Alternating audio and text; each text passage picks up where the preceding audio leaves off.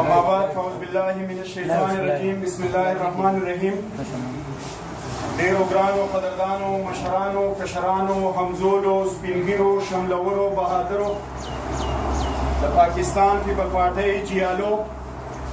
او د شهید ذوالفقار علي بټو صاحب موریدانو نیکې هیلې او احترامات مې ومنئ. د ټولو نه وړاندې د پیغمبر خدا صلی الله علیه و آله وسلم عظیمه تحفه ارزانه قبول کړئ. السلام علیکم ورحمت الله وبرکاته. وعلیکم السلام ورحمت الله وبرکاته. یقینا نن چې زه ستاسو د جوش جذبې مینې ولولو ته ګورم نو دا مالا یو زیری راکوي چې انشاءالله کله د 25 جولای نور راخیږي نو دا به موږ له د یو نوي وزیر اعظم د بلاول په شکل کې زیری راوړنې راخیږي او و عمران خانه په زړګي د صبر لویه تیږه کېږده. عمران خانه په زړګي د صبر لویه تیږه کېږده او راتلونکي حکومت ته خیره بیا د زرداري غواړي چې ډېرې زیاتې خبرې ستاسو سره وکړم او په دې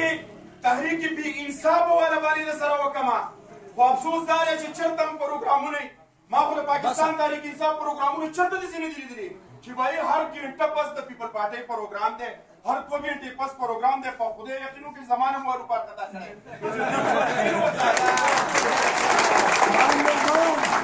او کله چې سټیج سیکرټري صاحب ووایي چې مالي خبرې کمې کوو نو زما خو په زړه ډېرې زیاتې خبرې دي نو بیا رانه مخکې رستو کېږي نو بیا خبرې نه شم کولی. خو په دې تحریک انصاف والا ورته یو خبره نیمه وکړم د دوی دې شور ته او د دوی دې ګاړو ماړو ته او دې خبرو ته دا ګوره تشه هوا ده او تشه هوا ځکه چې ما په پاکستان تحریک انصاف کې وخت تېر کړی دی. زه د هغوی جنرل سیکرټري وم د اورسیز پاکستاني د سنټرل ریجن وایي چېرته یو چینار ولاړو او د هغه چینار خوا ته چا پیروتۍ نه کړه نو هغه په میاشت کې دومره خټه وخته چې په چینار د پاسه ورله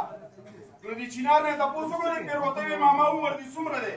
هغه ویل زما خو 300 کاله عمر دی. وایي ماما وایي ستا خو 300 کاله عمر دی او ټول غار غار یو سوری سوری یو تاسې په بد حالې دا ولې او وایي زما خو یوه میاشت عمر دی او په تا د پاسه درلم هغه ویل زه ستا ورپته ولېږي نو چې کله مې د سنې دا برخه وشو داسې زیړه شو دا لرې غونته کې نور پسې راوکتو یو دا پاڼې پسې هم واچېدې ماما بیا اواز وکړو اوس دې کې مې سړي ته خیال دی نو زه دې پي ټي آی والا ته وایم چې په تاسو به مې انشاءالله په 25 تاریخ باندې دغه پرخه کېږي. دغه ورځ ډېره زیاته نږدې ده چونکې خبرې نه کوم او د پي ایس ایف والا ملګري مو ولاړ دي د دوی له مخې دا خبرې کول ډېر ګران کار دی او بل دا چې تاسو خو ډېر معزز خلک ما ته ناست یې او خدای یقین وکړه په پي ټي آی کې خوار شي ازادو سړي به دلته خو څومره چې وایي قدرمن او مشران او عزتمن او شملور خلک ناست دی نو خیر دی زما سره به لږ ناکام هم کوئ. یو شعر درته وایم وایي سړی هغه سړی دی چې په لار شي سړی هغه سړی دی چې په لار شي سړی هسې په تن باندې بیا سکړي که چینار شي سړی او چې د شهید ذوالفقار علي بټو په نامه ځان نه سیزي د دې نه ښه ده چې مردار شي سړی